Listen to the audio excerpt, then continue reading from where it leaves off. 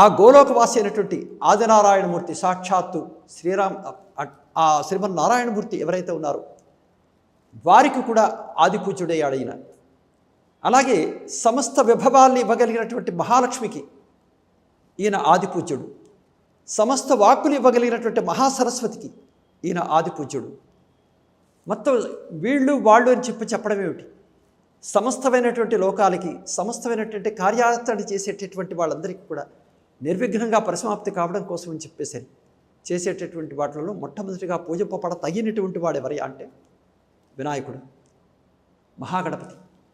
కాబట్టి ఈ మహాగణపతి యొక్క చరిత్ర గురించి మనం ఇవాళ వినాయక చవితి కాబట్టి ఈ వినాయక చవితి నాడు సూర్యాస్తమయం లోపల మనం ఈ కథాశ్రవణం చేసి దాని యొక్క ప్రభావం ఎట్లా ఉంటుందయ్యా అని చెప్పేసి అంటే, చవితి నాడు చంద్రుడి కనుక చూస్తే నీలాపనందులు వస్తాయి కాబట్టి అటువంటి నీలాపనందుల నుంచి బయట పడడం కోసం అని చెప్పేసి చేసేటటువంటి విధి విధానంలో మనం తప్పనిసరిగా ఈ కథాశ్రవణం చేయవలసినటువంటి బాధ్యత ఉందని మనకి సాక్షాత్తు నారాయణమూర్తి అయినటువంటి వ్యాస భగవానుడు, వ్యాసో నారాయణో హరిహి, సాక్షాత్ నారాయణమూర్తి ఆయన మనకి ఉద్గ్రంథాలైనటువంటిది అంటే అనేక రకాలైనటువంటి విశేషాంశాలన్నిటి క్రోడీకరించి మనకి 18 మహాపురాణాల్లోనూ 18 ఉపపురాణాల్లోనూ 18 ఉపపురాణాలు మొత్తం 54 పురాణాలను దాని గురించి వివరణగా చెప్పారు.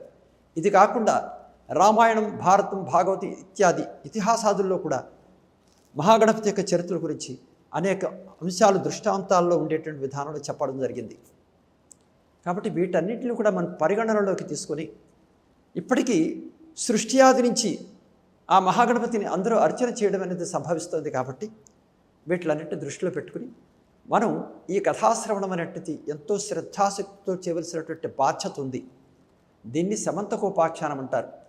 దీంట్లో ఉండేటటువంటి విచిత్రమైనటువంటి విషయం ఏమిటంటే సమస్త దేవతాగణాలు దీంట్లో ప్రడవిల్లుతారు. ఇదొకటే కాకుండా సాక్షాత్ గోలోకవాసి మహావిష్ణువు శ్రీకృష్ణ భగవానుడిగా ఉద్భవించడం అనేటువంటిది అందులో మనకి చాలా సమీప కాలంలో సుమారుగా 5000 సంవత్సరాల క్రితం అంటే ద్వాపరయుగాంతమందు వారు జన్మించటం, ఈ యొక్క భూభారాన్ని అంతని తగ్గించిన తర్వాత రేపు రాబోయేటువంటి కలియుగాలకు వచ్చేటటువంటి దాంట్లో వాళ్ళు ఏ రకంగా వాళ్ళకి ఈ ఈతి బాధల నుంచి తప్పించుకోగలిగే పరిస్థితి వస్తుంది. కాబట్టి ఆదిపూజ్యుడైనటువంటి వినాయకుడిని కనుక మనం ఎలా అర్చన చేస్తే బాగుంటుంది అని చెప్పేటువంటి విధి విధానంలో సాక్షాత్తు ఆది మహావిష్ణువి వినాయకుడిని అలాగే అర్చించటం, దాంట్లో ఉండే అనేక రకాల దోషాల్ని పోగొట్టుకున్న తర్వాత ఆ తర్వాత అది మనకి కార్యాచరణలో ఏ రకంగా వచ్చిందనే విషయం గురించి మనం స్పష్టమైనటువంటి వైఖరిలో మనం దాన్ని తెలుసుకునే ప్రయత్నం చేద్దాం. ఒకానొక సందర్భంలో సమస్త దేవతాగణాలు కూడా మహావిష్ణువుకు ఆధ్వర్యంలో పరమేశ్వరుని ముందు పెట్టుకుని తర్వాత వెనకాల నందీశ్వరుడు, భృంగి వగేరాలు ఇత్యాది గణాలు వీటిలన్నిటితో కూడా బయలుదేరి వాళ్ళు ఏం చేశారంటే అసుర లోకానికి సామ్రాట్ అయినటువంటి గజాసురుని సంహరించడం కోసం చెప్పేసి, గజాసురుడు సామాన్యుడే కాదు, ఈశ్వర భక్తుడే అయినప్పటికీ కూడా ఏంటంటే అతని యొక్క పరిపాలనలో సృష్టి అంతా కూడా అల్లకల్లోలమైపోయి కకాకలమైపోయినటువంటి పరిస్థితిలో ఉన్నప్పుడు వీళ్ళందరినీ కూడా సమృద్ధంగా వీళ్ళని రక్షించడం కోసం ఈ దేవతాగణాలే కాకుండా మొత్తం సమస్త లోకాలని రక్షించడం కోసం ఆ పీడిత పరిపాలన నుంచి వీళ్ళందరినీ సమగ్రమైనటువంటి స్థితికి తీసుకురావడం కోసం చేసే ప్రయత్నంలో మొత్తం సమస్త దేవతలు కూడా గజాసురుడి యుద్ధానికి వెళ్ళారు. వాళ్ళు వెళ్ళిన తర్వాత కైలాసంలో మొత్తం గణాలన్నీ వెళ్ళిపోయిన తర్వాత అమ్మవారు ఒక్కటి మాత్రమే అక్కడ ఉంది. ఉన్న తర్వాత అప్పుడు అమ్మవారు ఏం చేసిందంటే చూసి ఆలోచించి ఎలాగా ఇక్కడ మనకి ద్వారపాలకులు కూడా లేరు, అందరూ వెళ్ళిపోయారు అని ఆలోచించి తన యొక్క సంకల్ప శక్తి చేత తన మనస్సులోంచి ఆ మహానుభావుడైనటువంటి పరమేశ్వరుని ధ్యానం చేసి ఆయన యొక్క స్వరూపంతో ఆత్మతత్వాన్ని ఒక్కసారి స్మరణ చేసి ఆత్మస్వరూపంగా ఒక్కసారి భావన చేసి వెంటనే తను ఏం చేసిందంటే తను స్నానానికి వెళ్ళి ఒంటికి నలుగు పెట్టుకున్నటువంటి ఆ నలుగు పిండిని మొత్తం అంతా కూడా ఒక ముద్ద చేసి కోటి మన్మథ స్వరూపం కలిగినటువంటి అత్యద్భుతమైనటువంటి ఒక మహావిగ్రహాన్ని తయారు చేసింది. ఆ విగ్రహం యొక్క వయస్సు 5 సంవత్సరాలు ఉండేట్లుగా కల్పన చేసి ఆ కల్పన చేసినటువంటి విగ్రహానికి ప్రాణప్రతిష్ఠ చేసి సాక్షాత్తు ఆత్మస్వరూపాన్ని దాంట్లో ప్రవేశపెట్టి తన సంకల్పశక్తి చేత చెప్పి వాడిని బాలుని తయారు చేసింది. చేస్తే లేచాడు. 5 సంవత్సరాల బాలుడు చూసి, అమ్మా చెప్పమ్మా, నన్ను ఎందుకు సృష్టి చేశావు?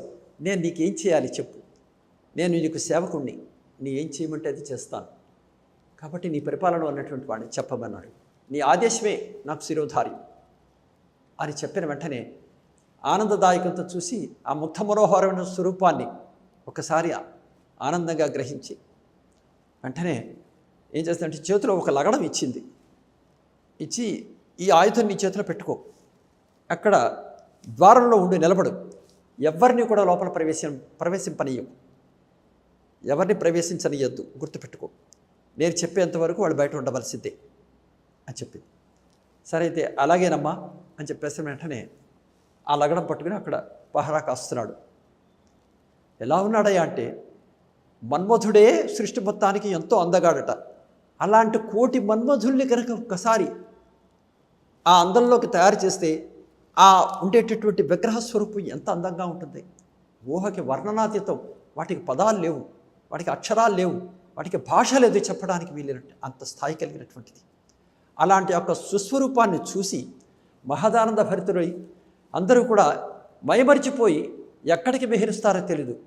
అందులో ఆ పుట్టినటువంటి వాడు సామాన్యుడు సాక్షాత్తు ఆత్మస్వరూపుడు కాబట్టి ఎవరికి కూడా ఎక్కడ ఎటువంటి విషయవాంఛలు వగరాలన్నీ లేకుండా ప్రసన్నమైనటువంటి వాతావరణం కుదిరేటటువంటి విధానంలో అలా ఉండేటువంటి స్థాయిని సంతరించుకున్న తర్వాత దాన్ని దృష్టిలో ఉంచుకొని వెంటనే ఏం చేశాడు, అమ్మవారిని స్మరిస్తున్నాడు ఆయన. ఇంకా అమ్మే దైవం, ఇంకేం లేదు, ఎందుకంటే అమ్మ సృష్టి చేసింది కాబట్టి. అంటే ఆకారం వచ్చిన తర్వాత దాన్ని అనేక రకాలైనటువంటి మానసిక స్థితులు మారుతుంటాయి. దాన్ని అనుసరించిన తర్వాత అప్పటి వరకు కూడా నిర్గుణతత్వం, ఆ నిర్గుణ పరబ్రహ్మతత్వాన్ని తీసుకొచ్చి సగుణం చేసింది ఈవిడ. చేసిన తర్వాత వెంటనే అక్కడికి వచ్చి పహార కాస్తున్నాడు. కాస్తుంటే ఇలాగ కొంతసేపు అయిన తర్వాత అక్కడ గజాసుర సంహారం అయిపోయింది. కాబట్టి ఆ గజాసురుణ్ణి సంహరించిన తర్వాత వీళ్ళందరూ కూడా మహాదేవుడు మహదానంద భరితుడే వస్తున్నాడు, పెద్ద పెద్ద అంగాలు వేసుకుంటూ కైలాసంలోకి ప్రవేశించాలని చెప్పి వచ్చేస్తున్నాడు. ఆ వెనకాల ప్రమథగణాలు అత్యద్భుతమైనటువంటి విధానంలో పరమేశ్వరుని కీర్తిస్తున్నారు. ఆ కీర్తించేటటువంటి వాళ్ళతో శృతి కలిపి మహావిష్ణువు, బ్రహ్మ వీళ్ళందరూ కూడా, ఇంద్రాది దేవతలు అందరూ కూడా ఈశ్వరుని కీర్తిస్తున్నారు. ఈశ్వరుడి కంటే గొప్పవాడు లేడు, లోకానికి ఎంతో మహోపకారం చేశాడు, ఇలాంటి ఉపకారం ఎవరి వల్ల సాధ్యం కాదు అంటున్నాడు. ఎందుకు కాదు, అందరి వల్ల సాధ్యమవుతుంది. అక్కడ అవసరాన్ని బట్టి ఆ రకమైన విధానం జరుగుతుంది. అక్కడ పరమేశ్వరుడు చాలా ప్రాధాన్యత ఎక్కువ ఉంది కాబట్టి ఆ ప్రాధాన్యతను బట్టి పరమేశ్వరుని కీర్తించారు. అలాగే కొన్ని వేల మంది, లక్షల మంది అసురుల్ని మహావిష్ణువు నిర్జించాడు. ఆ సమయం వచ్చినప్పుడు మహావిష్ణువుని కీర్తిస్తారు. అలాగే మహాశక్తి ఎంతోమంది భయంకరమైనటువంటి భండాసురాదులు వీళ్ళందరినీ కూడా సంహరించింది. అప్పుడు మహాశక్తిని కీర్తించారు. అలాగే సూర్యభగవానుడు, అలాగే గణేశుడు. ఈ రకమైనటువంటి విధానంలో అంటే వ్రతానాం ఉత్తమ వ్రతం అని ఏ వ్రతం కనుక చేస్తే దానికి అధిష్టాన దేవతే చాలా ఉత్తమోత్తముడు. అక్కడే పరబ్రహ్మ మొత్తం అంతా కూడా అక్కడ ఆవిర్భవింపబడతాడనమాట. అది దృష్టిలో మనం ఉంచుకోవాలి. అలాగని ఆ రకమైన విధానంలో జరుగుతున్నప్పుడు సందర్భంలో